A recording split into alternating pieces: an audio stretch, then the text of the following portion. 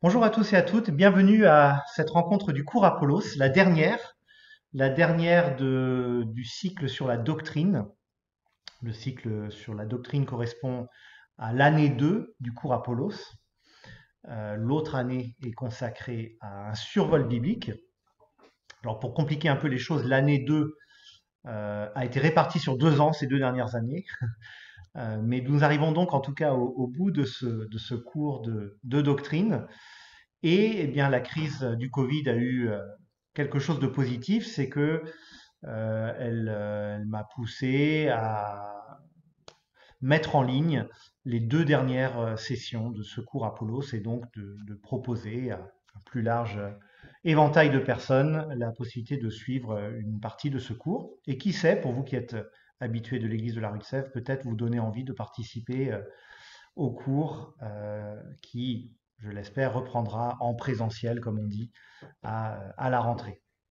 Et donc, nous arrivons donc à la dernière rencontre de ce cours de doctrine. Les habitués du cours, vous qui avez suivi les rencontres depuis le début de cette année, vous le savez, nous aurons un temps de débriefing en direct sur Zoom, à une date que je vous annoncerai, mais cette session est rendue publique plus largement. Alors, il y a une certaine logique à traiter des temps de la fin à la fin d'un cours de doctrine. C'est presque toujours comme ça que ça se passe lorsqu'on étudie la théologie systématique, la doctrine, on garde la fin pour la fin. Il y a une certaine logique. Mais il est capital de comprendre que dans le plan de Dieu, et dans la Bible, qui révèle le plan de Dieu, la fin n'est pas vue comme un point final, mais plutôt comme l'accomplissement des projets de Dieu. Et nous verrons qu'en fait, la fin aboutit à un nouveau commencement. Par ailleurs, on ne peut comprendre ce que la Bible dit des temps de la fin si on n'a pas compris le plan large de la Bible, le grand fil conducteur de la révélation, alors que nous étudions particulièrement dans l'année sur le survol biblique, ce que les théologiens appellent le schéma création, chute, rédemption. C'est là que se situe le point de départ de notre réflexion aujourd'hui. Une fois de plus, notre traitement de l'eschatologie biblique, comme pour les autres thèmes que nous avons étudiés, sera loin d'être exhaustif. Il y a des points relativement importants qui ne pourront pas être traités ou qui le seront à peine, alors que ça mériterait beaucoup plus de temps. Nous donnerons simplement voilà, quelques éléments qui paraissent essentiels. Et puis libre à chacun ensuite, et c'est l'idée aussi de ce cours, de creuser ces questions en, en lisant la Bible, en lisant d'autres ouvrages, etc. Alors, un élément fondamental pour comprendre la vision biblique de la fin des temps est de bien comprendre ce que veut dire justement la création. La création du monde, du cosmos, de l'univers, la création de l'être humain dans sa réalité spirituelle et physique. Est-ce que la création, c'est une sorte de parenthèse dans les projets de Dieu?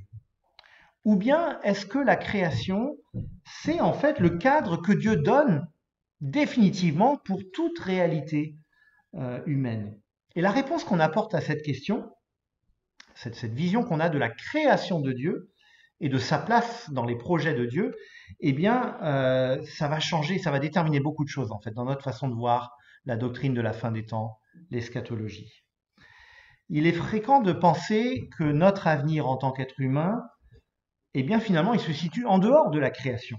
Que voilà, on est dans la création pour un temps, mais que notre avenir, c'est une réalité purement spirituelle, désincarnée, donc sans corps et sans monde, mais simplement une réalité spirituelle auprès de Dieu. C'est une vision assez courante. Et en fait, nous allons voir que ce n'est pas ce qu'enseigne la Bible. Celle-ci annonce plutôt la rédemption de la création, son renouvellement radical. Et nous y reviendrons plus en détail un peu plus loin. Alors traditionnellement, on considère 2 grands axes de l'eschatologie. Il y a l'eschatologie individuelle qui concerne l'avenir et la destinée de l'être humain, considéré à titre individuel. Donc des questions comme que se passe-t-il après la mort? Comment comprendre les notions de vie éternelle, d'enfer, de paradis? Et l'eschatologie collective qui évoque de son côté, comme son nom l'indique, l'avenir sur le plan large du monde et de l'humanité. Le retour de Jésus, le jugement, la question d'un enlèvement de l'Église et du millénium, la résurrection des corps, la nouvelle création. Voilà, ce genre de questions. Et donc nous allons suivre ce plan traditionnel et nous allons évoquer d'abord l'eschatologie individuelle, puis l'eschatologie collective. Et bien sûr, les deux sujets sont intrinsèquement liés. L'avenir de l'individu se situe dans l'avenir plus large de la création. Commençons donc par l'avenir de l'être humain, l'eschatologie individuelle. Au risque de paraître cynique, on est tenté de dire que l'avenir de l'être humain, c'est, en tout cas dans un premier temps, on va dire, c'est la mort. Que l'avenir de l'être humain, finalement, c'est la mort, ce sort auquel nul n'échappera jusqu'au retour du Seigneur. Et donc, on prend vite conscience du besoin, avant de parler d'eschatologie individuelle, avant de parler d'un avenir ultime, de bien cerner la notion de mort dans la pensée biblique. Une première chose importante qu'il convient de souligner est que la mort, c'est le salaire du péché, pour reprendre l'expression de l'apôtre Paul, Romains 6, 23. C'était d'ailleurs la mise en garde solennelle de Dieu à l'homme en Genèse 2, verset 17, tout au début de la Bible, dans ce texte fondateur. « Tu ne mangeras pas du fruit de l'arbre de la connaissance du bien et du mal, car le jour où tu en mangeras, tu mourras, c'est certain. » Le jour où tu en mangeras, tu mourras. La mort est donc intrinsèquement liée au péché humain, à la désobéissance humaine, ce qu'on appelle la chute. Et on a eu l'occasion de voir par le passé, l'homme et la femme vont vouloir devenir Dieu à la place de Dieu, vouloir devenir maître justement du bien et du mal. C'est ce que représente ce fruit de la connaissance du bien et du mal. Mais ce qui frappe dans ce récit, c'est que Adam et Ève, après avoir mangé le fruit, ne tombent pas raides morts. Alors que Dieu leur a dit, vous mourrez, mais ils ne tombent pas morts. Ils continueront à vivre, et même assez longtemps, à en croire la suite du récit. Mais la fin du chapitre 3 de la Genèse va nous livrer cette image saisissante. Dieu empêche l'homme et la femme d'avoir accès à l'arbre de vie. L'homme reste en vie, physiquement parlant, et au début du chapitre 4, Ève va d'ailleurs constater qu'elle a donné vie à son fils. Mais l'homme ne va plus pouvoir continuer à puiser continuellement à la source de la vie. Ses forces s'amenuiseront peu à peu jusqu'à ce qu'il finisse par retourner à la poussière. Chapitre 3, verset 19. Une image que j'ai souvent utilisée pour décrire cela, c'est celle d'un ordinateur dont la batterie est chargée mais qu'on débranche. Il va tenir un moment, selon la qualité de l'ordinateur, selon son âge, il va tenir un moment sur ses propres ressources, sur sa batterie, mais inévitablement, il va finir par s'éteindre, faute d'être branché à la source de courant électrique. De façon un peu analogue, la mort qui a suivi la faute de l'homme et de la femme est une notion large, bien plus large que juste le moment où on rend son dernier souffle. C'est plutôt un état de déconnexion avec Dieu qui fait que l'homme se retrouve livré à lui-même physiquement, mais aussi et surtout spirituellement. Certes, Dieu va continuer de prendre soin de l'être humain. On le voit dans Genèse chapitre 3, quand il est dit que Dieu va Dieu vêtit l'homme et la femme pour couvrir leur honte, une image forte. Et c'est un indice fort de son amour et de sa grâce, et ça offre déjà une lueur d'espoir que Dieu ne va pas en rester là. Dieu continue d'exercer sa providence, mais la communion entre Dieu et l'homme est rompue. Et c'est en ce sens que Alain Nisus et ses collaborateurs, dans l'ouvrage qui est l'ouvrage de référence pour le cours Apollos, pour une fois réfléchi, alors j'y fais relativement peu référence dans ces cours en vidéo, mais pour ceux qui pour vous qui avez ce livre, que vous soyez inscrit au cours ou pas, je vous encourage à lire tout le chapitre sur la doctrine de la fin. Et à la page 642, Alain Nisus et ses co-auteurs expliquent que il n'est pas tout à fait juste de dire que l'homme, l'être humain, dans sa situation originelle, tel qu'il a été créé par Dieu, il n'est pas tout à fait juste de dire que l'homme a été créé immortel. On entend parfois dire cela. L'homme a plutôt été créé amortel, si on veut jouer un peu sur les mots. C'est-à-dire que la mort n'est pas fondamentalement étrangère à sa nature. Il a été fait de poussière et il va retourner à la poussière. Il y a là quelque chose qui, dans un sens, est naturel. Mais dans la communion avec Dieu, il devait y avoir pour l'homme la possibilité d'obtenir une vie sans cesse renouvelée dans la communion avec lui. C'est ce que représente le fruit de l'arbre de vie, autre fruit notable du jardin d'Éden, que l'homme, avant la chute, était invité par contre à consommer. Mais en se détournant du créateur de la vie, l'homme a récolté la mort. Et cette compréhension des textes fondateurs de Genèse 2 et 3 nous permet de discerner plusieurs aspects de la mort. D'abord, une réalité physique, la mort dans sa réalité physique, qui vient du non-renouvellement des ressources. Au final, les ressources physiques ne se renouvellent pas éternellement et elles s'amenuisent peu à peu et elles finissent par s'éteindre. Et puis, il y a une réalité spirituelle plus fondamentale qui vient de la rupture de la relation avec Dieu. Et donc, quand la Bible parle de la mort, il faut avoir en tête cette double réalité. Cette double réalité. La mort dans son aspect physique, mais aussi dans son aspect spirituel. Or, et c'est un point capital, le texte de la Genèse montre que la transgression humaine fait basculer toute la création dans la souffrance et la déchéance. Genèse 3, verset 17. Il dit à l'homme, « Puisque tu as écouté ta femme et mangé du fruit au sujet duquel je t'avais donné cet ordre, tu n'en mangeras pas. Le sol est maudit à cause de toi, il te produira des ronces et des chardons, et tu mangeras de l'herbe des champs. »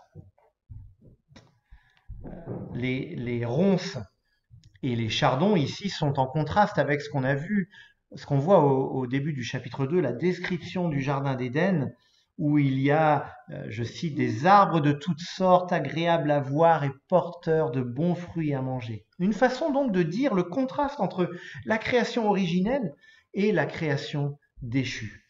Et on note également la solidarité entre le sort de l'homme et de toute la création. Et ça, c'est un point très important.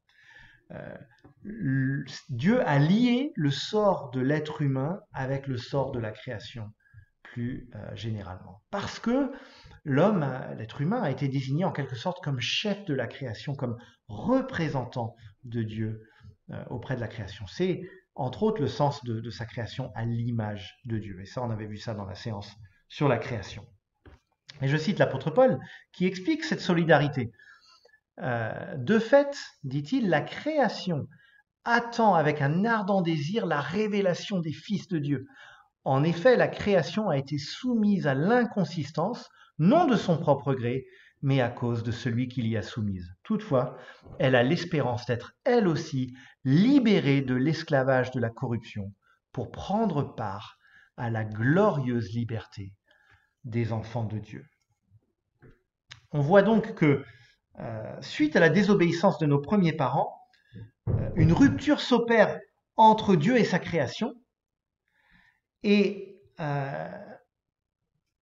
entre Dieu et l'homme, et entre Dieu et la création plus largement. Pour l'homme, il y a cette image saisissante à la fin du chapitre 3, l'accès à l'arbre de vie lui est barré, il ne peut plus avoir accès à l'arbre de vie.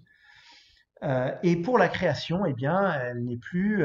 Elle est dans un état de déchéance, dans un état où la corruption, la souffrance ont maintenant un large rôle.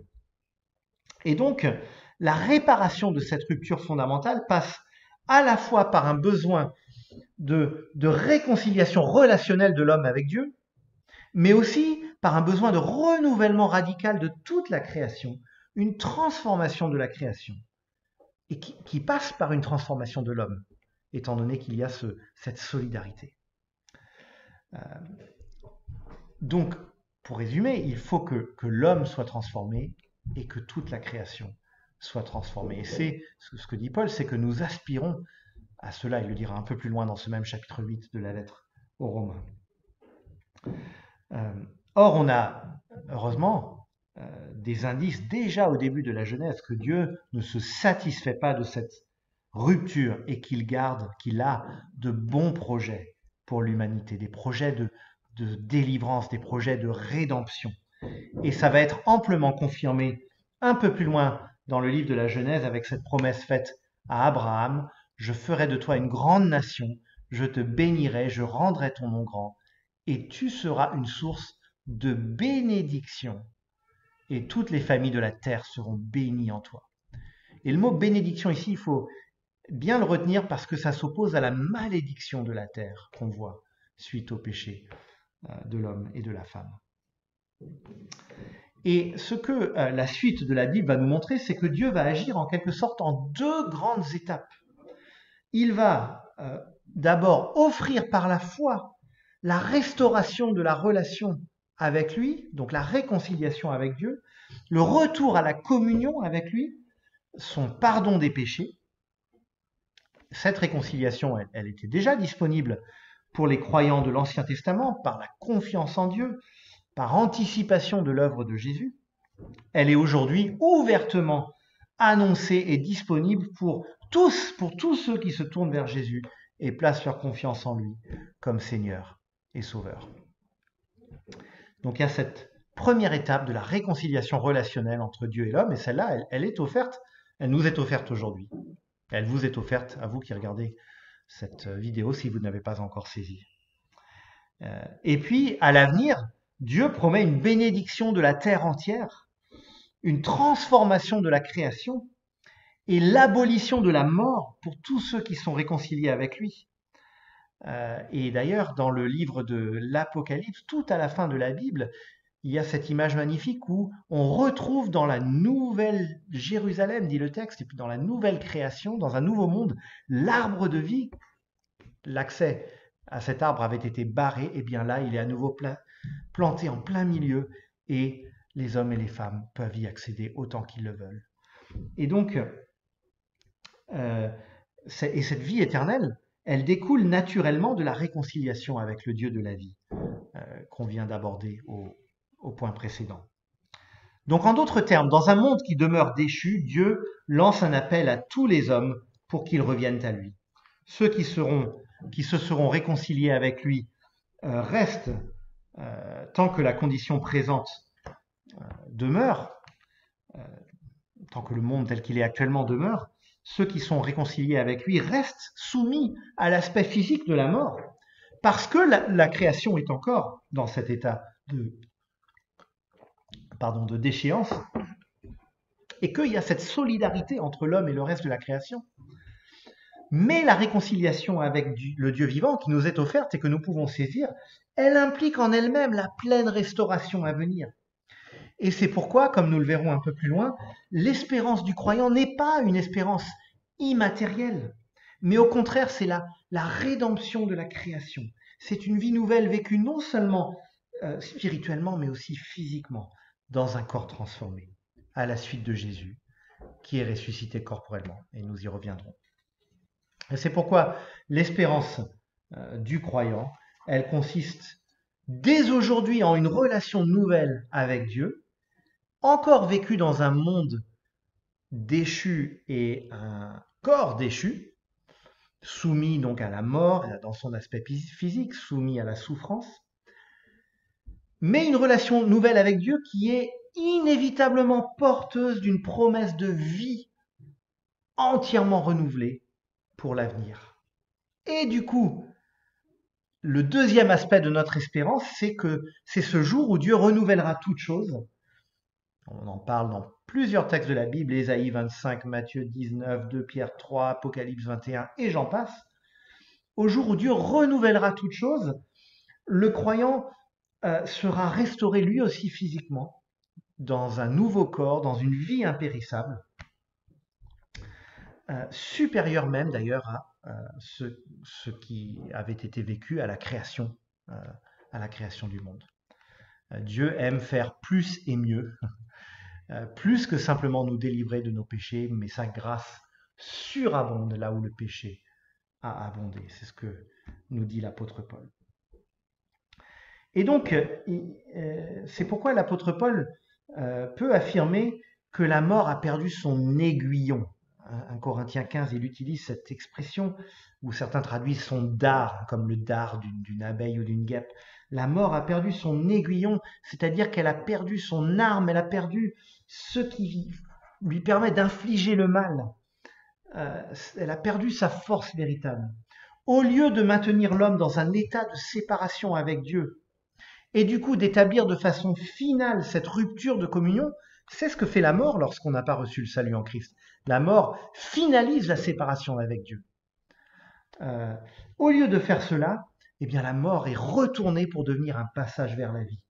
Elle est du coup comme un ennemi dompté, c'est un peu dans ce registre que Paul s'exprime en 1 Corinthiens 15, un ennemi dompté au service de son vainqueur, Dieu. Et donc il faut bien comprendre que l'espérance du croyant en Jésus-Christ, du chrétien, n'est pas d'éviter la mort physique, d'être préservé de la mort, mais plutôt de vaincre la mort par Jésus et à la suite de Jésus. Et cette mise au point sur le sens de la mort nous amène à évoquer ce qui se passe après la mort, une question que tous les êtres humains, sans doute, se sont posés à un moment ou à un autre. Et pour parler de cela, la réponse est peut-être un petit peu plus complexe que ce que l'on croit souvent en tant que chrétien, que ce que l'on pense souvent de prime abord. Et nous allons parler dans un premier temps de ce que les théologiens appellent l'état intermédiaire. Voilà, l'état intermédiaire, c'est notre petit B. En parlant d'état intermédiaire, il ne faut pas confondre avec la notion de purgatoire, qui est un élément de la doctrine catholique, qu'en tant que protestant évangélique, auquel je n'adhère pas, et qui est tout autre chose. Et donc, ce n'est pas notre propos de commenter cela. On ne parle pas ici du purgatoire, mais de ce qu'on appelle donc l'état intermédiaire. Nous vivons dans un monde déchu, encore soumis à la mort, on l'a vu, mais où des hommes et des femmes peuvent recevoir la réconciliation avec Dieu. D'autres ne reçoivent pas cette réconciliation et restent donc dans un état de rupture spirituelle avec Dieu. La question qui se pose est la suivante. Que se passe-t-il après la mort physique, alors même que Dieu n'a pas encore établi le nouveau monde, le monde transformé qui nous est promis? Si je devais dire les choses de manière plus personnelle, où sont mes grands-parents paternels qui avaient confié leur vie à Jésus-Christ, qui sont décédés? Nous avons tous des proches auxquels nous pouvons penser. Où sont-ils? Alors en majorité, les théologiens évangéliques estiment, à la lumière de la Bible, qu'après la mort, l'âme ou esprit de l'être humain reste conscient et va être dans une situation d'attente auprès de Dieu de la situation finale que Dieu promet pour l'avenir, donc de transformation du monde, de renouvellement de toutes choses. Et c'est ce que les théologiens appellent l'état intermédiaire. Pour le croyant, ça veut dire donc un état où on est spirituellement déjà en présence de Dieu, déjà comblé de joie et de paix. Comment pourrait-il en être autrement si on est auprès de Dieu? Mais ce n'est pas l'état définitif, ce n'est pas la situation définitive. Et c'est là qu'il y a un décalage souvent entre la vision populaire, on meurt, on monte au ciel spirituellement et on est au paradis pour toujours dans un état spirituel. Non. Oui, il y a une part de vrai dans le sens où effectivement l'âme s'en va pour aller auprès de Dieu, mais c'est une situation d'attente de la résurrection, de la situation finale que Dieu promet. Et c'est ce que les théologiens donc appellent l'état intermédiaire. Et pour reprendre l'exemple personnel que j'ai donné, dans cette compréhension des choses, eh bien, mes grands-parents sont avec le Seigneur, spirituellement conscients, heureux, entre guillemets, heureux, oui, je le dis sans hésiter, parfaitement heureux même, et dans la paix avec Dieu. Mais contrairement à ce qu'on imagine souvent, ce n'est pas leur situation finale. Ils attendent le jour où, à la fin des temps, au renouvellement de toutes choses, ils recevront un corps nouveau. On le verra tout à l'heure en citant 1 Thessaloniciens 4. Cette position de l'état intermédiaire, cette position doctrinale, elle est donc, je l'ai dit, elle est très majoritaire et elle a de bons arguments pour elle. D'abord, on a vu dans une séance précédente que Dieu a créé l'homme à la fois physique et matériel, à la fois physique et spirituel, à la fois matériel et spirituel. Le fait que le corps s'éteigne ne signifie pas que l'âme s'éteigne, précisément parce que l'âme n'est pas soumise au fonctionnement du corps. Il est naturel donc de penser que la vie spirituelle continue, même s'il faut bien souligner que dans la création de Dieu, le corps n'est pas une simple enveloppe temporaire, mais c'est quelque chose qui est constitutif de l'être humain. Ce n'est donc pas un état normal pour l'homme que de vivre une existence uniquement spirituelle. Et puis surtout, il y a des textes bibliques qui semblent évoquer cet état intermédiaire. Alors il faut reconnaître que la Bible n'en parle pas beaucoup, il n'y a pas une grande insistance là-dessus parce que l'espérance avant tout qui est mise en avant, c'est l'espérance finale, c'est la résurrection du corps, c'est la nouvelle création. Mais certains textes semblent parler de l'état intermédiaire. On peut penser à Jésus qui dit au brigand sur la croix, « Aujourd'hui, tu seras avec moi dans le paradis. » Luc 23, 43. On note donc que dans ce cas, aujourd'hui se situe même avant la résurrection de Jésus. Mais Jésus utilise ce mot, on peut penser qu'il n'utilise pas au hasard, « Aujourd'hui, tu seras avec moi dans le paradis. » On peut penser aussi à Paul qui dit qu'il aimerait s'en aller et être avec le Christ, Philippiens 1, 23, et la suite du texte montre que pour Paul, il considère clairement que s'il s'en va, mais la vie, elle continuera pour les Philippiens. Et c'est ce qu'il dit, mais je suis tiraillé parce qu'en même temps, je veux rester pour vous aider, pour être avec vous, etc. Donc ça semble indiquer un état intermédiaire de présence spirituelle auprès du Christ. Ou encore Hébreux 12, 23 qui dit que ceux qui ont cru en Jésus-Christ s'approchent, je cite, de l'assemblée des premiers-nés inscrits dans le ciel. Et dans le contexte, on voit que c'est une référence à ceux qui sont morts en Christ et qui forment comme cette assemblée céleste aujourd'hui. On peut citer aussi Apocalypse 6, verset 9, qui évoque les âmes de ceux qui sont morts en martyrs et qui s'écrit « Jusqu'à quand tarderas-tu à faire justice, Seigneur, et à venger notre sang sur les habitants de la terre ?» Alors, c'est un texte pas évident par ailleurs, qui pose certaines questions, mais c'est pas notre propos. Mais on voit qu'il y a des âmes qui attendent, qui attendent que Dieu juge et restaure toute chose. Et la suite du texte évoque le fait que l'ordre leur a été donné de rester en repos un petit moment encore, jusqu'à ce que, je cite, le nombre de leurs compagnons de service et de leurs frères et sœurs qui devaient être mis à mort comme eux soit au complet. Versets 10 et 11 d'Apocalypse 6. Alors certes, certains diront que c'est un texte imagé, que c'est pas très facile d'en tirer des conclusions très, très claires. C'est une vision. L'Apocalypse, on le sait, est pleine d'images. Mais le texte semble présumer quand même la continuité de l'existence spirituelle en attendant la fin et la résurrection. Alors il y a une minorité de théologiens, y compris de conviction évangélique, qui ne sont pas convaincus en fait de la réalité d'un état intermédiaire. Et selon eux, celui ou celle qui meurt en Christ est gardé par Dieu jusqu'au jour de la résurrection, mais pas forcément dans un état conscient, pas forcément dans une situation d'attente. Le aujourd'hui de Jésus, où les allusions à un départ pour être avec Christ sont interprétées dans ce cas-là comme plutôt des références à la résurrection finale. Et dans cette compréhension des choses, il y a dans l'expérience de celui qui meurt, il y a une immédiateté comparable à ce qu'on ressent au réveil, par exemple, où si on a bien dormi, il y a 8 heures qui ont passé, mais on n'a pas conscience de ces 8 heures. On n'a pas du tout eu l'impression que le temps soit passé. Alors, certains donc vont parler comme ça en termes du ressenti, que même si il peut, pendant ce temps-là sur la Terre se passer des siècles, on se réveille et on est dans la nouvelle création. Euh, D'autres théologiens défendent plutôt l'idée que cette immédiatité, elle est due plutôt à une sorte de sortie du temps. Le croyant décédé, quelque part, il sort de l'espace-temps, si j'ose m'exprimer ainsi, euh, et il entre dans le domaine de Dieu, où la notion de temps n'est plus la même si pendant ce temps-là, si on peut dire, sur Terre, la vie continue, l'histoire continue, eh bien celui ou celle qui s'en est allé auprès de Dieu est déjà, si on veut, transposé dans l'avenir. Euh, alors, ce n'est pas les termes que la Bible utilise, hein, c'est des termes presque un peu de science-fiction, mais qui peut-être aident un peu à comprendre ce qu'on veut dire par là.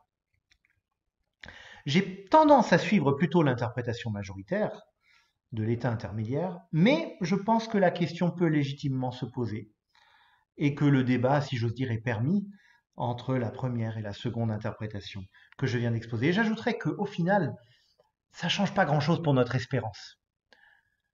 Nous savons que nous serons auprès du Seigneur. Et entre une attente consciente et dans la paix et une expérience immédiate d'une vie transformée, après ou pas un sommeil inconscient, finalement, ça ne change pas grand-chose en termes de l'avenir magnifique qui nous est réservé. Et c'est pourquoi je ne pense pas qu'il faille terriblement s'inquiéter de ce point. On va passer au point suivant, le jugement dernier. Alors le jugement dernier, c'est une expression populaire plutôt que biblique. Je ne crois pas que l'expression exacte jugement dernier soit utilisée, mais clairement ça renvoie à une réalité dont il est clairement question dans la Bible. La Bible affirme à plusieurs reprises qu'avant d'entrer dans l'état final, donc une éternité sous la bénédiction de Dieu ou une éternité sous son jugement, eh bien, chaque être humain, je cite 2 Corinthiens 5,10, comparaîtra devant le tribunal de Dieu. Ainsi, l'auteur de l'Épître aux Hébreux, auteur anonyme de cette épître, écrit que, je cite, « Il est réservé aux êtres humains de mourir une seule fois, après quoi vient le jugement. » Hébreux 9, 27. Il est réservé aux êtres humains de mourir une seule fois, après quoi vient le jugement. Je citerai quelques textes qui évoquent ce jugement final. Ecclésiaste 12, 14, en effet, Dieu amènera toute œuvre en jugement et ce jugement portera sur tout ce qui est caché, que ce soit bon ou mauvais. 2 Corinthiens 5, 10, que je viens de citer en partie. En effet, il nous faudra tous comparaître devant le tribunal de Christ afin que chacun reçoive le salaire de ce qu'il aura fait, bien ou mal, alors qu'il était dans son corps. 1 Jean 4, 17, c'est en cela que l'amour est parfait en nous, de sorte que nous aurons de l'assurance le jour du jugement, parce que nous sommes dans ce monde tel que lui, il est. Et Apocalypse 20, 12 et 13, les morts furent jugés conformément à leurs œuvres, la mer rendit les morts qu'elle contenait, la mort et le séjour des morts rendirent aussi leurs morts, et chacun fut jugé conformément à sa manière d'agir. Alors je renvoie à l'ouvrage Pour une fois réfléchi, pour ceux qui l'ont, à la page 653, il y a une très bonne synthèse des grandes lignes bibliques de cet événement. Et je vais proposer pour ma part ma propre synthèse des données bibliques. Ce jugement dont il est question nous dit que, ce qui nous est annoncé, c'est que tous les êtres humains, sans exception, devront rendre des comptes de leur vie devant Dieu. Ça renvoie à quelque chose de fondamental dans la vision biblique, c'est que nous sommes créés par Dieu, mais aussi pour Dieu, que nous sommes responsables devant lui, nous sommes redevables devant lui. Dans un sens, c'est un honneur qu'il nous fait. Il ne nous a pas fait des créatures comme les animaux qui simplement sont appelés à vivre leur vie et sans se poser de questions. Il nous a rendus, quant à nous, responsables devant lui. Et c'est donc naturel que nous allons devoir rendre des comptes de notre vie devant Dieu. Dieu regardera aux œuvres, et là, en tant que protestant, évangélique, attaché à juste titre au salut par la grâce au moyen de la foi, et non par les œuvres, il faut faire attention à pas penser que les œuvres n'ont aucune importance pour Dieu. C'est loin d'être ce que dit la Bible. La Bible nous dit que Dieu regardera aux œuvres, non pas pour déterminer le verdict final, et c'est ça qui est capital, mais pour apporter lumière et vérité sur la vie de chacun. Je cite Luc 12, verset 3, « Ce que vous aurez dit dans l'obscurité sera dit en plein jour, et ce que vous aurez dit à l'oreille dans les chambres sera proclamé sur les toits. » Ça fait réfléchir à deux fois. Les rachetés devront eux aussi rendre compte, donc les chrétiens, ceux qui auront reçu le salut en Christ, devront rendre compte de leur vie devant Dieu, on ne sera pas exempté de cela.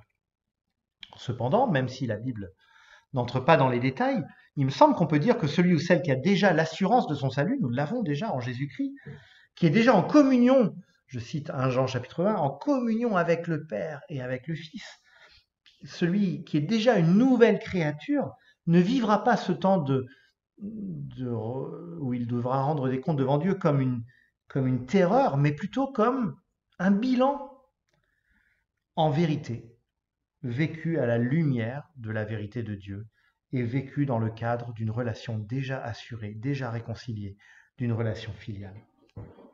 Difficile d'aller plus loin sans spéculer, mais le jugement pour les rachetés, je pense, ressemblera plutôt à un bilan. Pour ce qui est du verdict final, donc condamné ou racheté, le seul critère déterminant sera d'avoir reçu en Jésus-Christ le pardon de ses péchés ou non. Pour ce qui est des rachetés, il n'est peut-être pas tout à fait... Alors, c'est des notions qui ne sont pas simples, où il faut faire attention à ce qu'on dit, mais il n'est peut-être pas tout à fait juste de dire, comme on le dit parfois, que les rachetés seront considérés comme innocents. C'est plutôt qu'ils seront traités comme des innocents, car recouverts de la justice de Christ, bénéficiant par la justice de Christ. C'est pas que Dieu estimera qu'ils sont dans l'absolu innocents, mais plutôt que Dieu les verra revêtus de la justice de Christ et les traitera comme des innocents. Donc après, on peut dire que c'est un peu joué sur les mots, mais ce qu'il est important de souligner, c'est que nous serons trouvés justes en Christ. Ce qui, si je comprends bien ce que dit l'Écriture sur ce point délicat, ne signifie pas donc que nous n'aurons pas à rendre des comptes pour le mal que nous aurons commis et les injustices que nous aurons commises, même en tant que chrétiens. Mais en revanche, je crois que ce qu'on peut dire, c'est qu'une fois passé ce bilan, ce jugement, une fois ce verdict ensuite de justice reçu grâce à Jésus-Christ, eh bien là, il ne sera plus jamais question de nos fautes passées. Elles seront définitivement mises de côté. Donc déjà aujourd'hui, soyons bien clairs, nos fautes, pour nous qui sommes en Christ, ne sont pas retenues contre nous. Nous en sommes déjà aujourd'hui déclarés justes, déclarés juridiquement innocents de ces fautes. Mais nous devrons quand même rendre compte de nos œuvres devant Dieu dans le cadre de ce bilan à la lumière de la vérité de Dieu. Ce pas des notions très simples, mais je crois qu'il faut essayer de garder cet équilibre qui nous est donné dans la Bible. Maintenant, pour les non rachetés, pour ceux qui n'ont pas reçu ce salut, cette délivrance offerte en Jésus-Christ, le terme théologique, c'est les réprouvés, c'est pas très joyeux comme terme, c'est le terme théologique, les réprouvés. La vérité biblique, elle est dure à entendre, mais elle nous est dite suffisamment souvent dans la Bible pour que nous n'ayons pas à en douter. C'est ce qu'on appelle couramment l'enfer, ou dans l'Apocalypse, la seconde mort, une éternité loin de la communion avec Dieu. C'est une question qui mériterait un traitement à part, qui est difficile. Alors, je reviendrai dans un instant à ce qui, pour moi, m'aide à accepter dans la paix cette notion d'enfer, qui n'est pas facile. Mais je dirais d'abord que les conceptions, c'est quoi finalement l'enfer ? Pour ce qui est des théologiens évangéliques, les conceptions divergent un peu. Ça ne change pas fondamentalement la donne, mais certains y voient un état fixe. Le théologien français Henri Blocher notamment a écrit beaucoup de choses là-dessus. Un état fixe où le réprouvé est comme figé éternellement dans un état de séparation avec Dieu, mais pas dans un état de rébellion, dans la pleine reconnaissance que Dieu est Seigneur et que son jugement est juste. Donc il y aura comme un état de remords fixé pour l'éternité. Euh, D'autres estiment que ce sera un état plutôt de rébellion permanente contre Dieu. Certains vont jusqu'à dire que finalement les- l'enfer, bah, c'est ceux qui ne veulent pas de Dieu auront définitivement ce qu'ils voulaient, c'est-à-dire une existence éternelle sans la communion avec Dieu. Pardon. Et donc Dieu livrerait, c'est une idée qu'on trouve parfois dans la Bible, livrerait à eux-mêmes en quelque sorte ceux qui se sont révoltés contre lui, les livrerait à leur rébellion. Et ce serait bien sûr sous son contrôle et sans que cela affecte les projets de Dieu ni son peuple racheté. Je ne vais pas chercher à trancher ce débat difficile. Voilà, sachez que ce débat existe. J'ajouterais que nous avons des indices discrets que tous parmi les réprouvés ne seront pas traités de la même manière, que l'intensité du jugement ne sera pas la même en fonction de la nature des œuvres, que Dieu fait la différence entre, allez, on va être caricatural, entre un Hitler ou un Staline et simplement quelqu'un qui n'a pas reçu ce salut en Jésus-Christ, que Dieu est juste et qu'il ne fait pas abstraction des œuvres dans le jugement non plus. Euh, et on a quelques textes qui laissent entendre cela. Euh, Apocalypse 20 qu'on vient de citer, où il est question du fait que chacun sera jugé en fonction de ses œuvres. Matthieu 11, 22 à 24, où Jésus dit aux habitants de Chorazine et de Bethsaïda, deux villages de Galilée, que le jugement sera plus dur pour eux que pour les habitants de Sodome et Gomorrhe, cité antique de la Genèse, euh, notoirement révoltés contre Dieu et immoral. Et Jésus leur dit que le jugement sera plus dur pour eux dans la mesure où ils rejettent la bonne nouvelle de Jésus. Ou bien quand il évoque le serviteur qui désobéit à son maître délibérément, par opposition à celui qui lui désobéit par ignorance. Luc 12, 47, 48. Difficile d'aller plus loin et de spéculer sur ce que ça pourrait vouloir dire concrètement. Et plus largement, je dirais que ce qui m'aide pour ma part à accepter cet enseignement difficile de l'enfer, c'est tout simplement la confiance en Dieu, dans sa nature. Dieu est bon, Dieu est juste. Et même si nous ne comprenons pas vraiment ces choses-là aujourd'hui, au jour où les choses seront dans l'état final, eh bien, nous dirons, oui, Seigneur, ton jugement est juste. Et tout ce que tu l'as fait de la meilleure manière possible. Et c'est un peu la réponse d'école du dimanche qu'on pourrait donner aux enfants. Je ne sais pas pourquoi c'est comme ça, mais ce que je sais, c'est que Dieu a raison et qu'il fait bien les choses. Bah, finalement, cette raison, cet argument qui paraît naïf, il est finalement le plus sage, je crois. Ça ne nous empêche pas de réfléchir profondément à toutes ces choses, mais de réfléchir dans le cadre de la confiance en Dieu.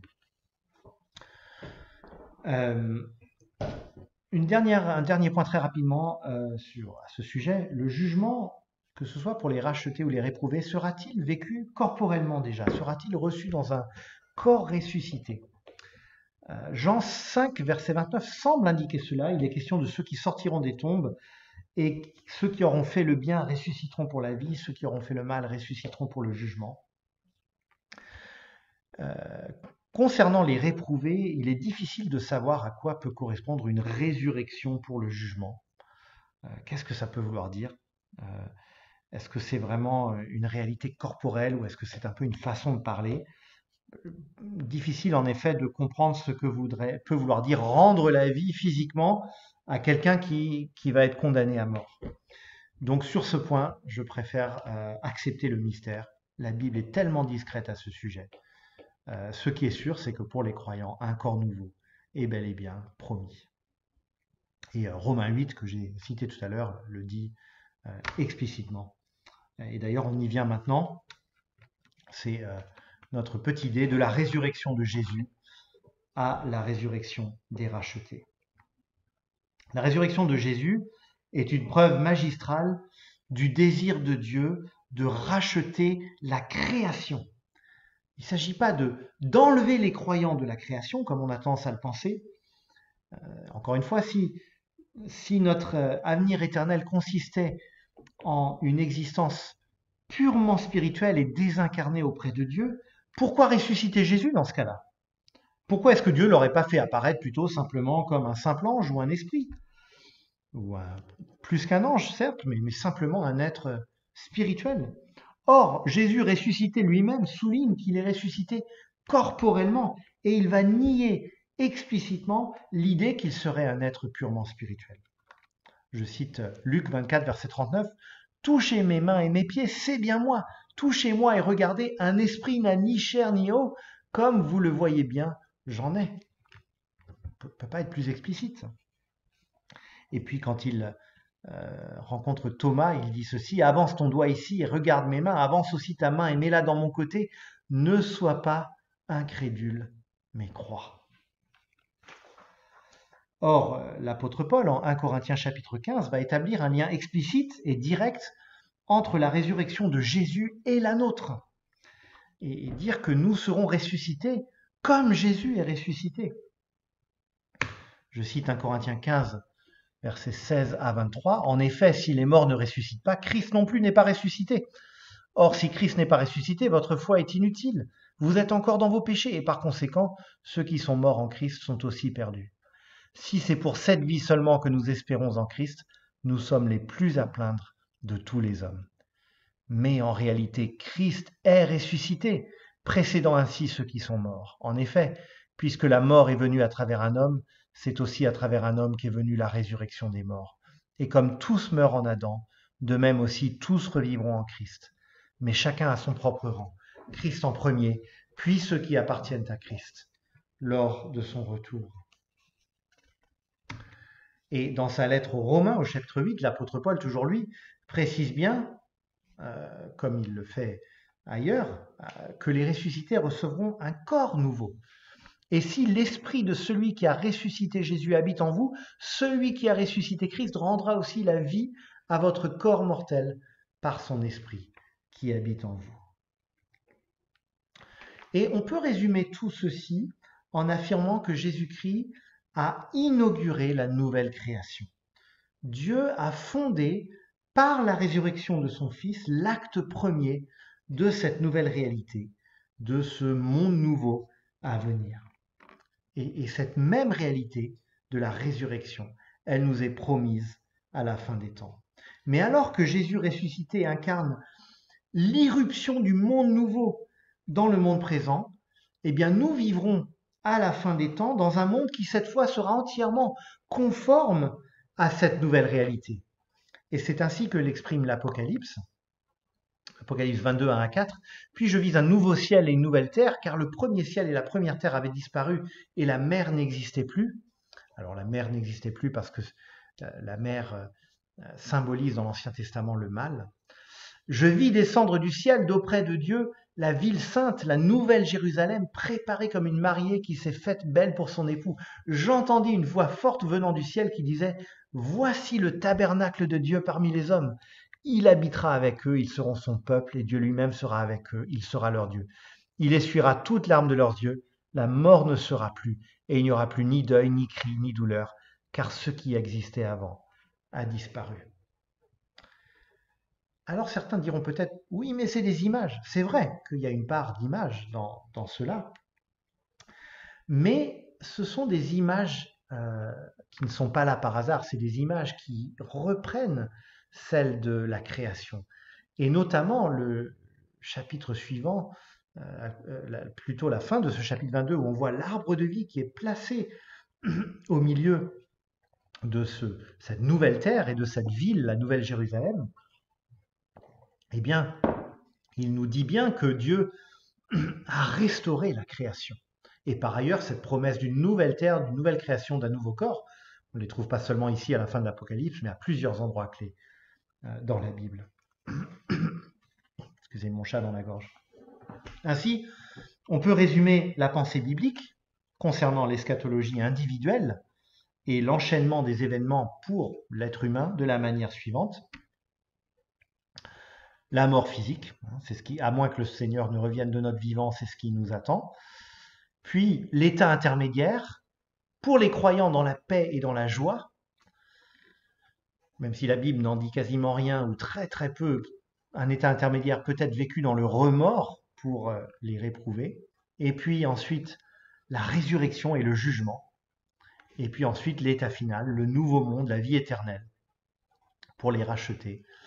Et la destruction éternelle, l'enfer, pour les réprouver. Juste un point de détail, c'est la notion de paradis. On parle souvent dans le langage courant chrétien du paradis après la mort. Et c'est un mot qui n'est pas souvent utilisé en fait dans la Bible. Il est utilisé par Jésus quand il parle aux brigands sur la croix. Et c'est pas simple en fait de savoir, et ça rejoint le débat dont on a parlé plus tôt sur l'état intermédiaire, si paradis est une référence à la nouvelle création en fait, au jardin renouvelé, puisque paradis, ça renvoie sans doute au jardin d'Éden, ou bien est-ce que paradis c'est une façon de décrire l'état intermédiaire justement, cet état d'attente paisible?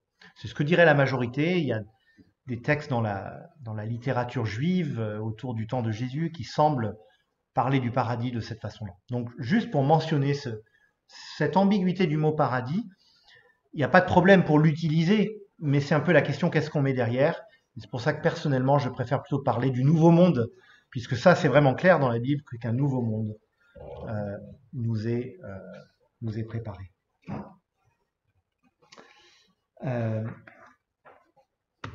On passe au deuxième grand axe, l'avenir de la création, eschatologie collective. Grand A, ce qu'on pourrait appeler l'ère de l'Église. Même si nous étions en plein confinement, nous avons récemment fêté, si on peut dire, nous avons commémoré en tout cas la fête de l'Ascension.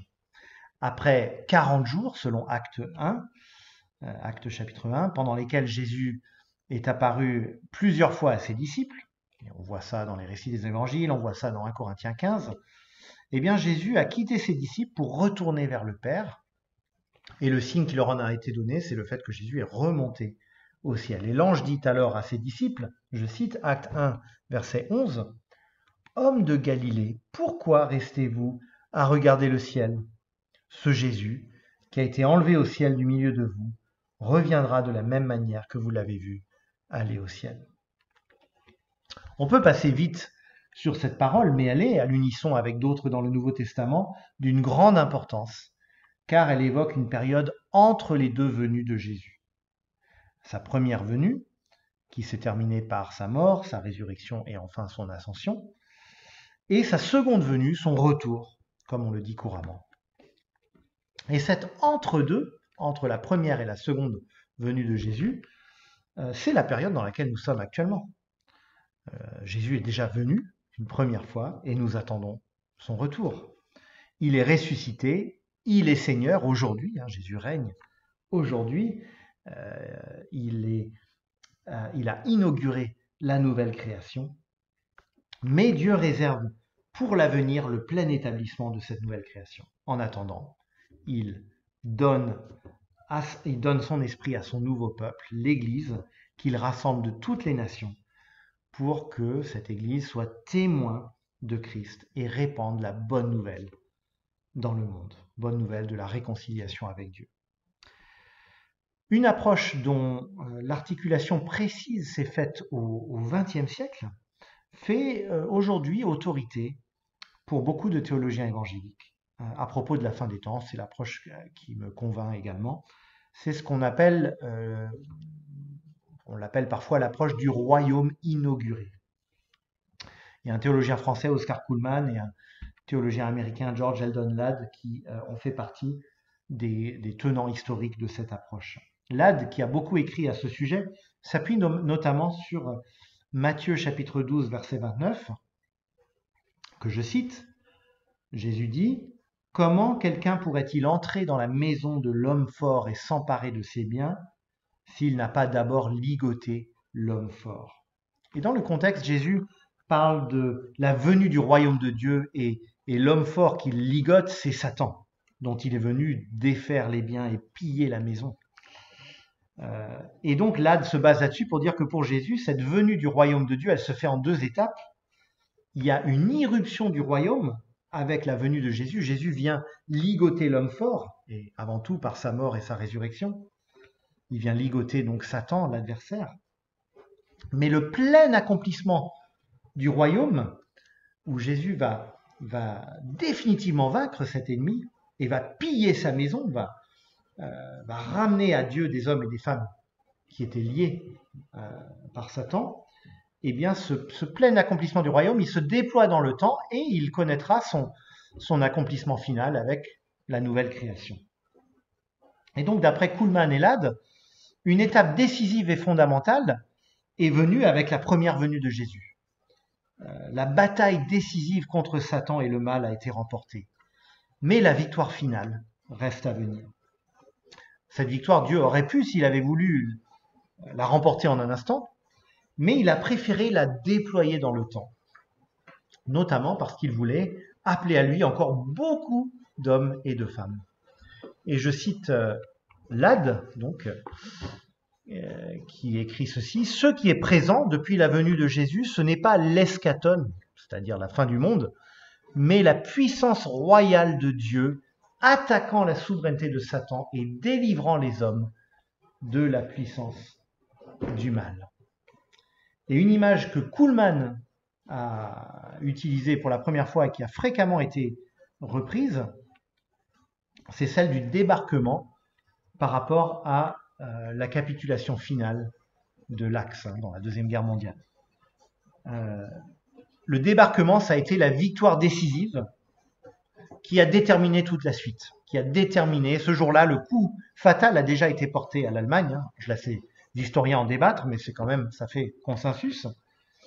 Mais il faudra attendre encore 1 an, après de rudes batailles, pour que la guerre se termine effectivement. Et Kuhlmann nous dit que c'est un petit peu comme ça avec la victoire de la croix et de la résurrection de Jésus, qui est le coup décisif et fatal porté à Satan et à son œuvre, à son emprise sur le monde, mais que Dieu va ensuite déployer sa victoire dans le temps et donc Dieu va déployer sa victoire dans le temps, et que la victoire finale, l'accomplissement final est encore à venir. Et on a par exemple dans Matthieu chapitre 13 en particulier les paraboles du royaume qui semblent bien aller dans ce sens. Dans plusieurs de ces paraboles, on a cette idée d'une attente, d'une première étape qui porte en germe l'accomplissement futur.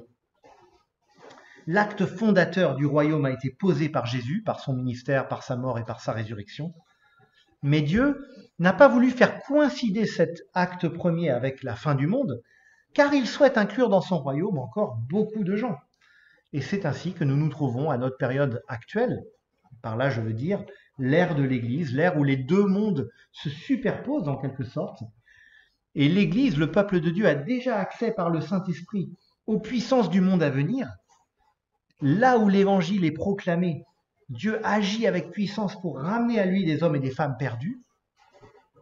Mais cette puissance surnaturelle, elle est vécue dans un monde encore déchu, encore meurtri.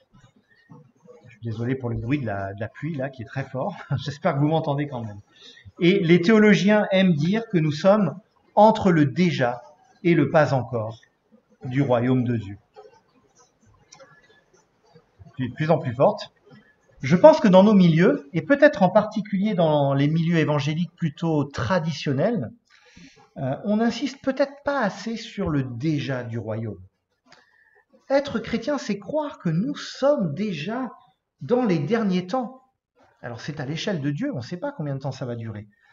Mais nous sommes dans l'ère, dans l'ère où le royaume a déjà été inauguré, l'acte fondateur du monde nouveau a déjà été posé. Et le royaume est proclamé dans le monde. D'ailleurs, les apôtres eux-mêmes qui écrivaient il y avait un siècle étaient déjà s'estimait déjà dans les derniers temps. Hébreux chapitre 1 verset 2 nous dit que dans ces jours qui sont les derniers, Dieu nous a parlé par le Fils.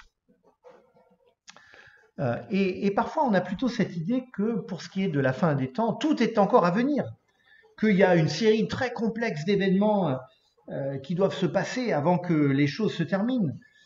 Mais dire cela, c'est un peu oublier le tout est accompli de Jésus sur la croix.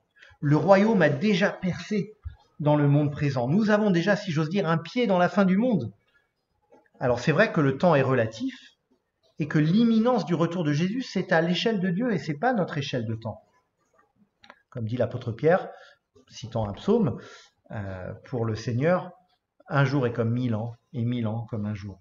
Mais l'événement majeur que nous attendons, c'est pas tout un enchaînement de péripéties géopolitiques ou quoi que sais-je, mais c'est plutôt ce vers quoi tend toute l'histoire biblique, c'est-à-dire le retour de Jésus. Et c'est ce que nous allons examiner maintenant. Les théologiens un peu puristes vous diront que parler du retour de Jésus, c'est un petit peu impropre, c'est pas la meilleure expression qu'on pourrait utiliser. Le Nouveau Testament parle plutôt de sa venue, de son apparition, de son avènement. Et le mot en grec qui est utilisé pour cela, c'est parousia. Et du coup, en jargon théologique, on va souvent parler de la parousie, qui reprend donc, comme vous l'avez compris, ce mot. Bon, une fois qu'on a dit cela, parler du retour de Jésus ne pose pas problème. C'est bien son retour que nous attendons. Il s'agit bien d'une seconde venue. En revanche, il faut bien noter que la seconde venue de Jésus ne sera pas comme la première. Elle ne sera pas vécue dans la faiblesse humaine et la souffrance, mais cette fois dans la puissance, et elle sera manifeste, elle s'imposera à tous. Ce retour de Jésus était au cœur de l'espérance des premiers chrétiens. L'expression Maranatha, qui veut dire en araméen, la langue maternelle de Jésus, viens notre Seigneur, a tellement marqué les esprits que déjà dans le Nouveau Testament grec, on l'a retranscrit telle quelle. Ceux qui écrivaient le Nouveau Testament en grec ont remis Maranatha. Ils ont mis les mots araméens en lettres grecques. Le mot araméen en lettres grecques. Les premiers chrétiens attendaient le retour du Seigneur et vivaient leur vie les yeux fixés sur cette espérance. Et on peut légitimement se demander si, avec la vie globalement plus confortable que nous vivons aujourd'hui, cette espérance n'est pas passée à l'arrière-plan. Alors que signifiera ce retour? Eh bien, il signifiera la fin du monde présent et le basculement définitif dans le monde à venir. Jésus revient pour exercer le jugement et, comme on l'a vu tout à l'heure, pour demander des comptes aux hommes. Et il revient pour exercer publiquement et définitivement l'autorité qui est déjà légitimement la sienne. Voici ce qu'écrit C.S. Lewis à ce sujet. J'ai déjà utilisé cette citation dans une séance précédente, donc elle dira sans doute quelque chose aux habitués de ce cours. Un territoire sous occupation ennemie, voilà ce qu'est notre monde. Le christianisme est le récit de la venue comme déguisée du roi légitime dans ce monde pour nous appeler à une grande campagne de sabotage. Et on notera que dans la prière qu'il a apprise à ses disciples, Jésus les invite à prier le Père par ces mots « Que ta volonté soit faite sur la terre comme au ciel ». Cette prière, elle prend tout son sens dans le contexte du déjà et du pas encore, ce qu'on a appelé l'ère de l'Église. Père, ton autorité, elle est déjà incontestée dans les cieux. Ton fils Jésus est le roi légitime. Les anges t'adorent. Et puis le monde entier est placé sous ton autorité, sous son autorité. Mais un imposteur, Satan, retient encore tant d'hommes et de femmes loin de toi. Par la proclamation de ta parole, Père, déploie ta puissance dans ce monde pécheur et que ta volonté soit faite sur la terre comme elle l'est déjà au ciel. Voilà tout ce qu'on dit lorsqu'on prie cette partie du Notre Père. Dieu, on l'a vu, déploie contre l'adversaire une victoire qu'il a pleinement acquise par la croix et la résurrection de Christ. Mais le retour de Jésus, c'est le jour où il mettra un point final à l'histoire actuelle, où le monde, croit pouvoir vivre sans son Seigneur Jésus-Christ. Eh bien, ce jour-là, écrit l'apôtre Paul, Philippiens 2, versets 10 et 11, « Tout genou fléchira, toute langue confessera que Jésus-Christ est le Seigneur à la gloire de Dieu le Père. » Autrement dit, l'autorité de Jésus sera incontestée. Alors, comment se passera ce retour de Jésus-Christ concrètement? Difficile à dire. Comment est-ce que ça sera visible de tous les hommes partout sur la terre? Compliqué de le concevoir.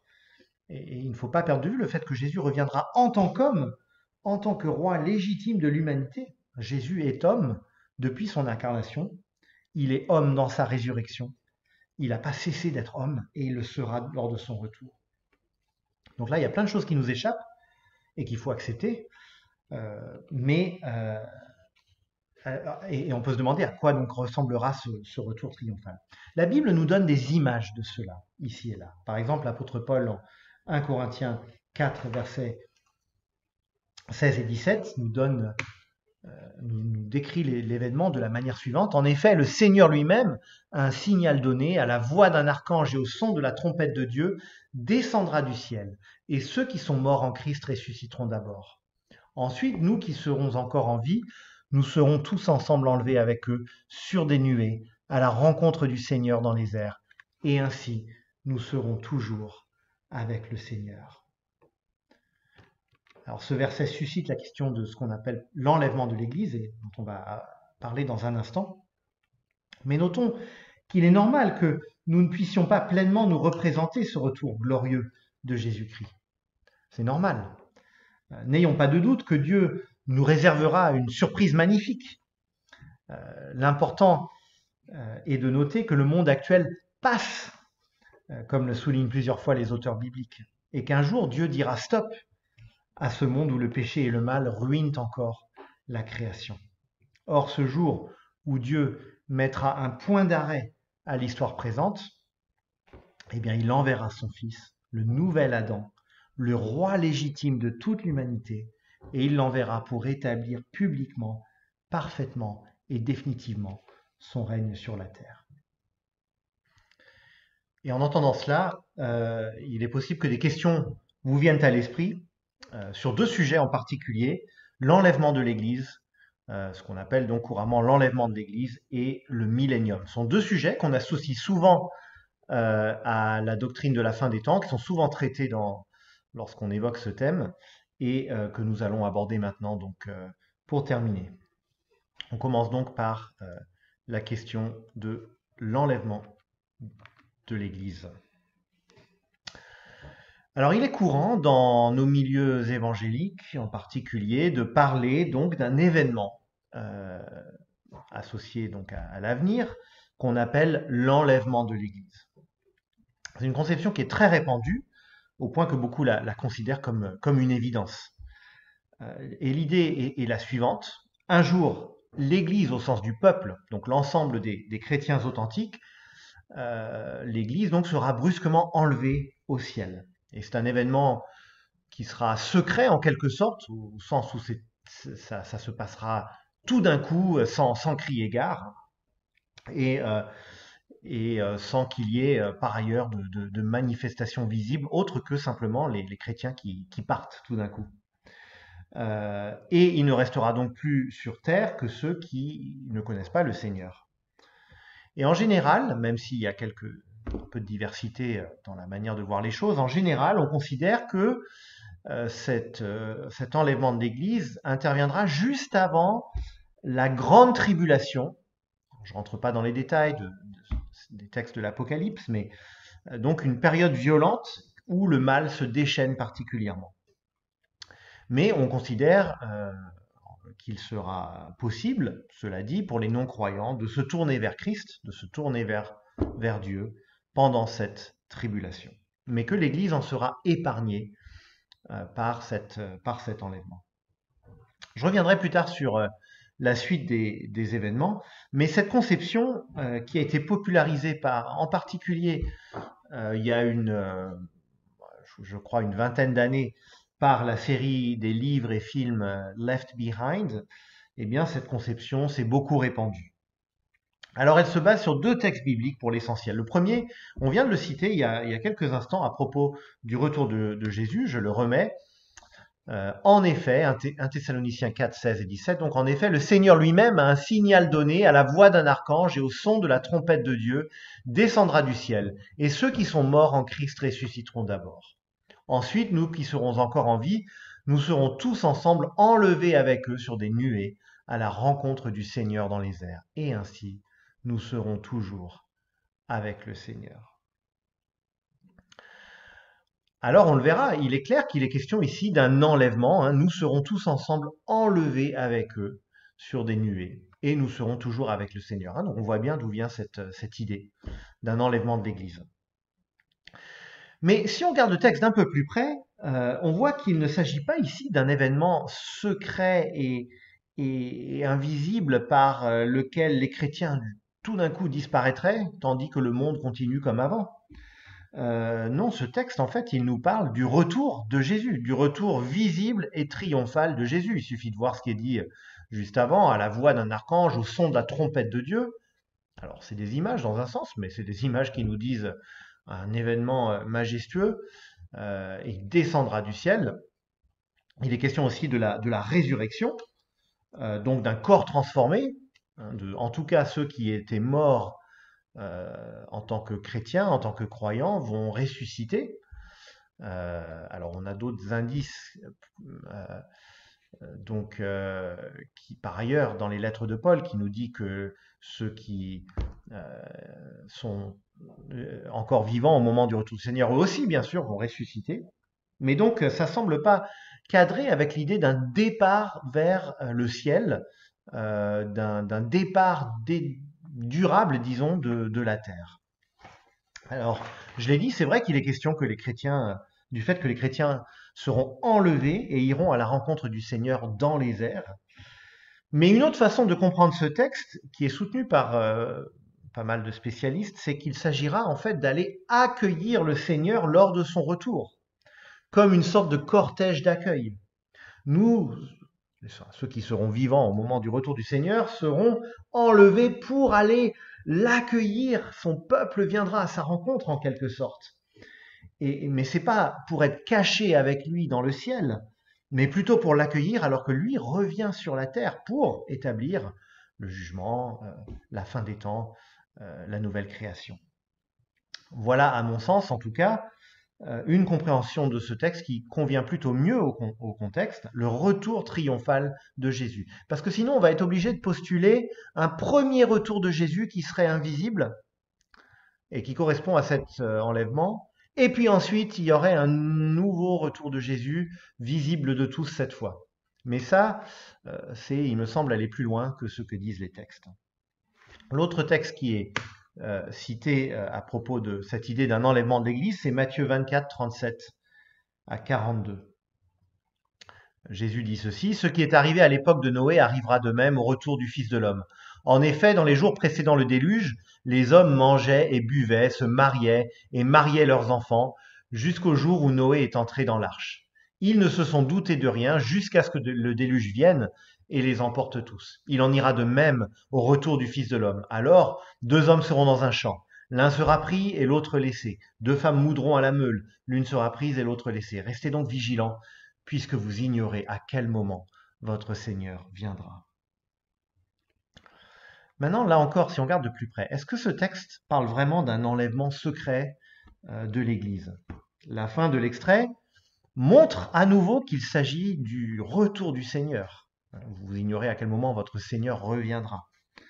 On peut comprendre ce texte donc de différentes manières. Et une façon assez simple de comprendre, hein, l'un sera pris, l'autre sera laissé, c'est d'estimer simplement que Jésus, là encore, va rassembler son peuple et que l'un donc sera pris, non pas pour aller brusquement au ciel et ne pas revenir pendant longtemps, mais simplement sera rassemblé à lui lors de son retour. Tandis que l'autre, qui ne fait pas partie de son peuple, sera laissé.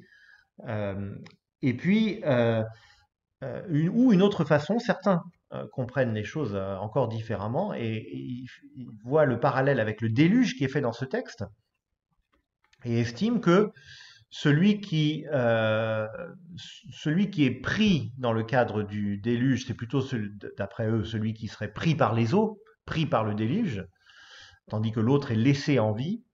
Et d'après quelques-uns, donc, il faut comprendre les choses à l'inverse de notre réflexe. L'un sera pris et l'autre laissé, ça veut dire que eh bien, l'un sera pris par le jugement, tandis que l'autre sera laissé avec le Seigneur. Alors, je suis un peu moins convaincu par cette compréhension des choses. La première me semble un peu plus convaincante.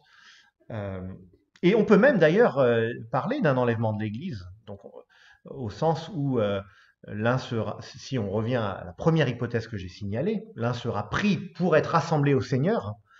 Eh bien, si on fait le lien avec le texte d'un Thessaloniciens 4, on voit que ce rassemblement autour du Seigneur, dans un sens, il sera dans le cadre d'un enlèvement de l'Église pour aller accueillir le Seigneur. Donc tout ça, alors il y a un côté un peu mystérieux, des images nous sont données qui nous parlent d'événements que nous ne pouvons pas pleinement appréhender, mais en tout cas, l'idée qu'il y aurait un enlèvement secret de l'Église, hop, les chrétiens sont plus là, mais le monde continue, et puis il y a une tribulation, etc., et ensuite seulement les chrétiens reviennent avec le Seigneur, etc. On va reparler de cette façon de voir les choses, mais à propos du millénium, mais cette idée ne s'impose pas. Donc vous aurez compris ce point de vue-là, qui fait partie des points de vue possibles, hein, le point de vue d'un enlèvement secret de l'Église, un point de vue qui se respecte, mais vous l'aurez bien compris, ce n'est pas ma compréhension des choses à titre personnel. Mais ça nous amène tout naturellement à la dernière question que nous allons traiter aujourd'hui, la question du millénium. Alors, c'est une question à laquelle une importance disproportionnée a été donnée par le passé. Les chrétiens se sont divisés sur ces questions. C'est un peu moins le cas maintenant. Les choses se sont plutôt apaisées dans les milieux évangéliques sur cette question-là. Mais il y a encore des endroits où c'est tendu sur ces points. Même si ça n'est pas sans importance, parce que ça va quand même avoir un impact sur pas mal de choses, la manière dont on voit la chronologie de la fin des temps. Mais c'est vraiment pas un sujet qui devrait diviser les chrétiens. C'est pas un sujet qui relève de l'essentiel de l'évangile. Donc, j'aurais presque été tenté de ne pas le traiter et d'en rester à l'essentiel qui est, on va le voir en conclusion, le retour du Seigneur et la manière de vivre dans l'attente de ce retour. Mais parce que c'est quand même une question qui est débattue, parce qu'elle est associée à la question de l'eschatologie, de la doctrine de la fin des temps, on va quand même en dire quelques mots.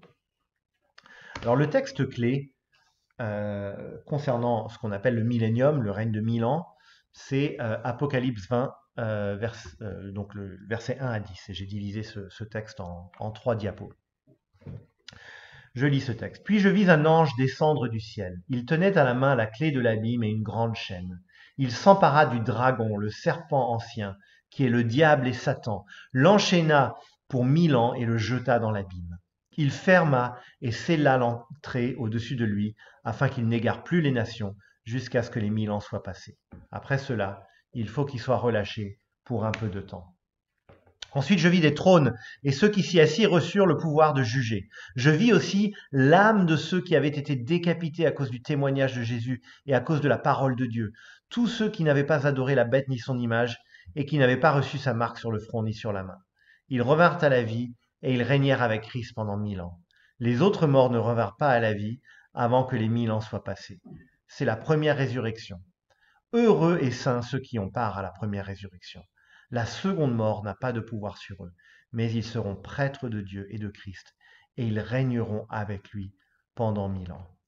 Quand les 1000 ans seront passés, Satan sera relâché de sa prison, et il sortira pour égarer les nations qui sont aux 4 coins de la terre, Gog et Magog, afin de les rassembler pour la guerre. Elles sont aussi nombreuses que le sable de la mer. Ils montèrent sur toute la surface de la terre, et ils encerclèrent le camp des saints et la ville bien-aimée. Mais un feu venu de Dieu descendit du ciel et les dévora. Le diable qui les égarait fut jeté dans l'étang de feu et de soufre où sont la bête et le prétendu prophète, et ils seront tourmentés jour et nuit au siècle des siècles. Voilà donc ce texte qui a fait couler tellement d'encre. Alors, la question évidemment qui se pose, c'est comment comprendre ces 1000 ans qui sont évoqués à plusieurs reprises dans ce texte. Et voici brièvement exposé les 4 positions, en gros il y en a 4, hein, les 4 grandes positions théologiques à ce sujet. Le prémillénarisme classique, le prémillénarisme dispensationaliste, il faut pouvoir le dire, le postmillénarisme et l'amillénarisme. Alors, les préfixes pré et post en particulier correspondent à la réponse qu'on apporte à la question suivante.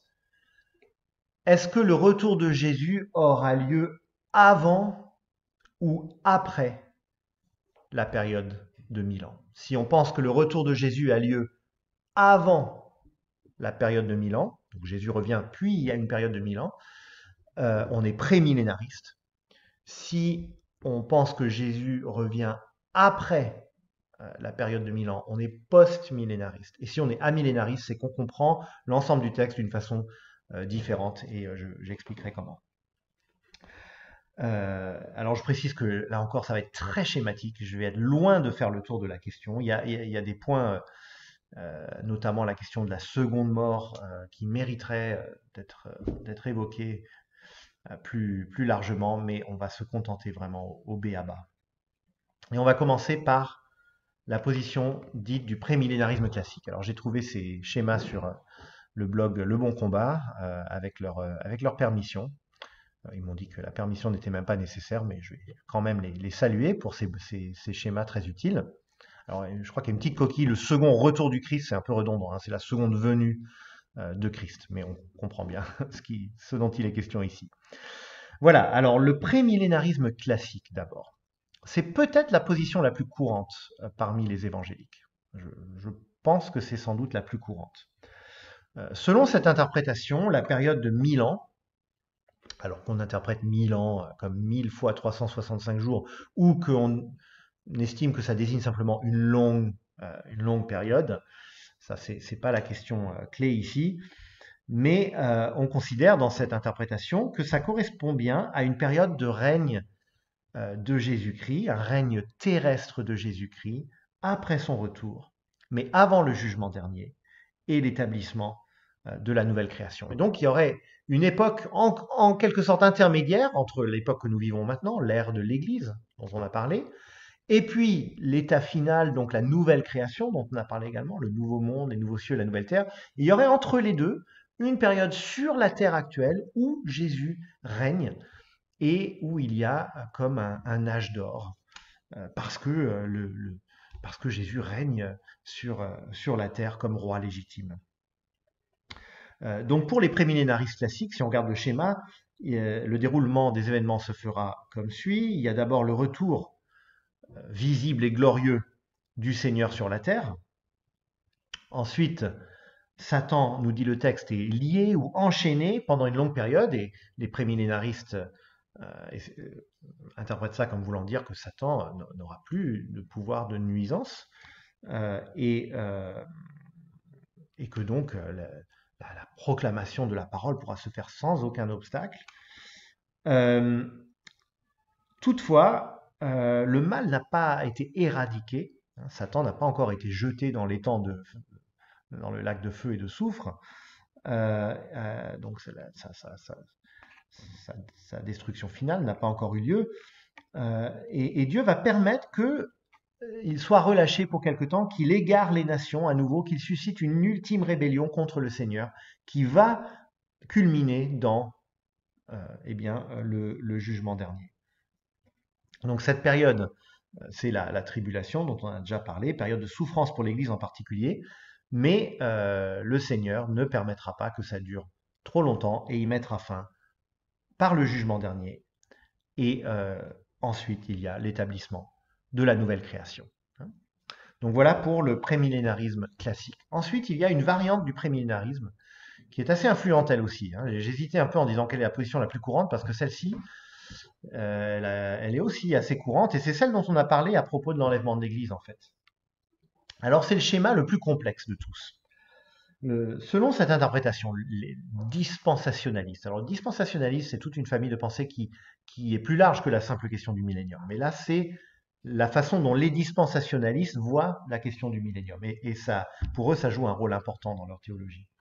Selon cette interprétation, il y a une distinction entre le plan de Dieu pour Israël et le plan de Dieu pour l'Église. Une distinction qui demeure même aujourd'hui. Et la période actuelle que nous vivons, la période de l'Église, selon eux, est une parenthèse de l'histoire du salut où, parce qu'Israël globalement a rejeté son Messie, Dieu a choisi d'appeler les non-juifs à la conversion. Mais pendant ce temps-là, Dieu, bien sûr, n'a pas oublié le peuple juif, ça je pense que tout le monde est d'accord d'ailleurs, et il maintient un plan pour eux, mais qui est distinct. Les deux peuples restent distingués dans le plan de Dieu, même si dans les deux cas, c'est Jésus-Christ qui est le Sauveur et Seigneur. Alors, la chronologie dispensationaliste, elle est complexe, mais on va la résumer ainsi. Un jour, Christ interviendra pour enlever son Église au ciel en secret, on l'a vu, enlèvement de l'Église. Ensuite, il y aura une période de tribulation de 7 ans. En général, ils vont plutôt l'interpréter littéralement, 7 années littéralement. Les chrétiens, eux, sont déjà au ciel, donc sont épargnés de cette tribulation. Ceux qui sont restés sur terre ont la possibilité de placer leur foi en Jésus. Puis Christ revient de manière cette fois visible, donc il y a une sorte de premier retour de Christ invisible, secret, pour enlever l'Église, mais maintenant il y a un retour visible, il revient avec les chrétiens, sauf erreur de ma part, j'ai un tout petit doute sur cette question, mais je crois bien que c'est le cas. Il va établir son règne en tant que roi d'Israël depuis Jérusalem. Et ainsi s'accomplissent, selon les dispensationalistes, les promesses territoriales faites à Israël depuis les promesses faites à Abraham. Vers la fin de ce règne, Dieu permettra que Satan se déchaîne une dernière fois et tente de séduire les nations. Mais le jugement dernier vient mettre fin à cette ultime rébellion, et là, le règne de Christ sur la terre aboutit à la nouvelle création et à son règne éternel.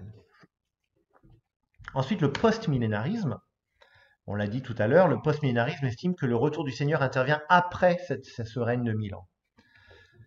Alors cette interprétation, c'est la moins courante de toutes, sans doute.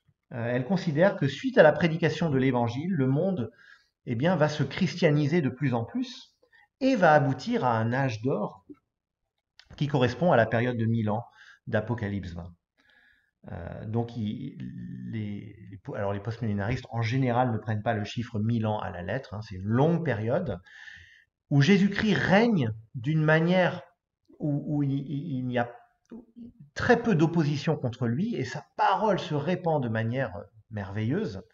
Alors ce règne, il est céleste puisque Christ n'est pas encore revenu dans cette conception. Donc c'est le règne céleste de Christ.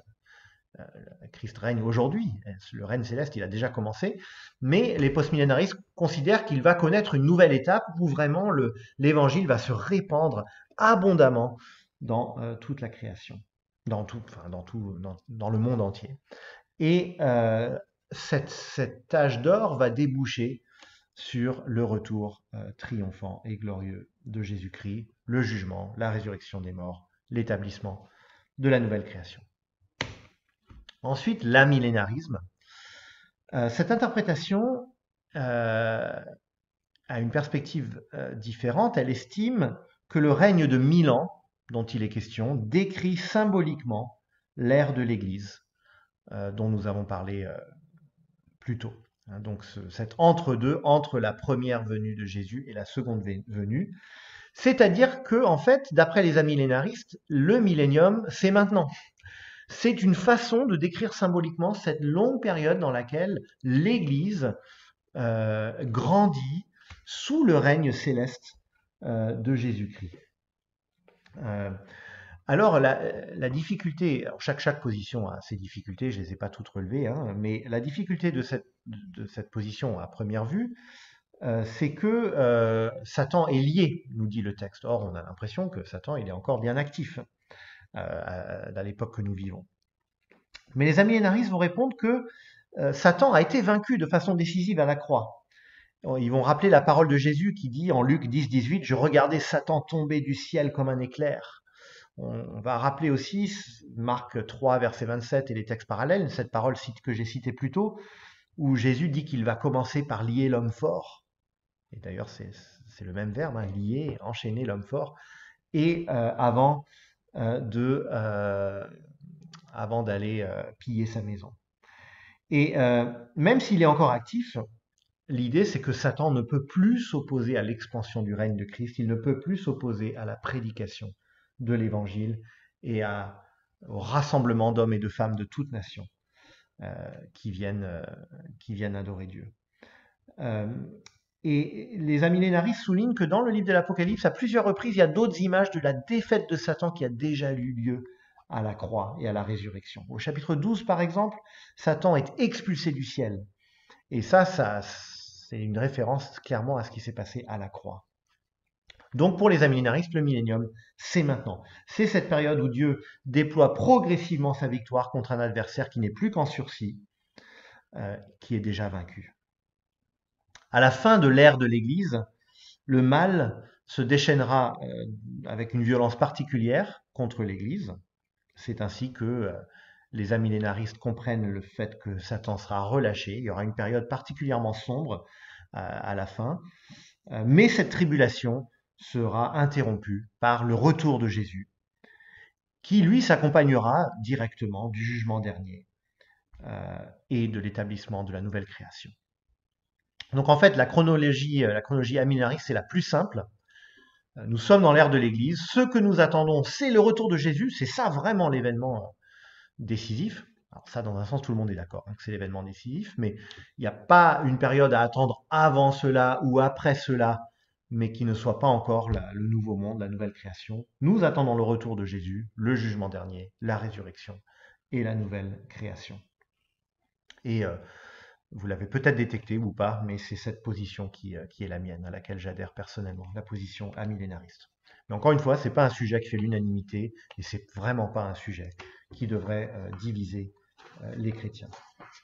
Alors le temps est venu de conclure. Il y a une dizaine d'années, une amie me parlait d'une association missionnaire qui envisageait de la recruter, et il lui avait demandé d'expliquer sa position sur la chronologie de la fin des temps. Et elle a répondu, pour être honnête, je ne sais pas vraiment, mais ce qui est sûr, c'est que Jésus va revenir et il faut se préparer. Et dans un sens, ça c'est une des meilleures réponses qu'on pourrait apporter à cette question de la fin des temps. L'eschatologie est importante pour nous aujourd'hui parce qu'elle nous invite à vivre le présent à la lumière de l'avenir et en particulier à la lumière du retour de Jésus. L'avenir pour le chrétien, c'est Jésus-Christ et c'est ça l'essentiel. Au début de sa première lettre, l'apôtre Pierre souligne cela. Il commence par rappeler que Dieu tient en réserve pour tous ceux qui ont confié leur vie à Jésus-Christ un héritage impérissable, dit-il, que rien ni personne ne pourra nous enlever.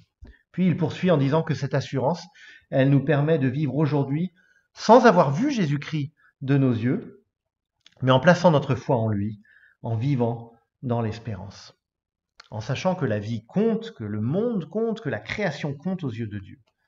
Notre existence actuel n'est pas l'alpha et l'oméga, c'est pas l'aboutissement de toute chose, mais au contraire, ça n'est que le pâle reflet du monde nouveau qui nous est réservé à l'avenir. Et en attendant, nous vivons dans cet entre-deux. Nous vivons dans un monde qui reste un monde pécheur, un monde déchu, meurtri par la souffrance, par la mort, par le péché.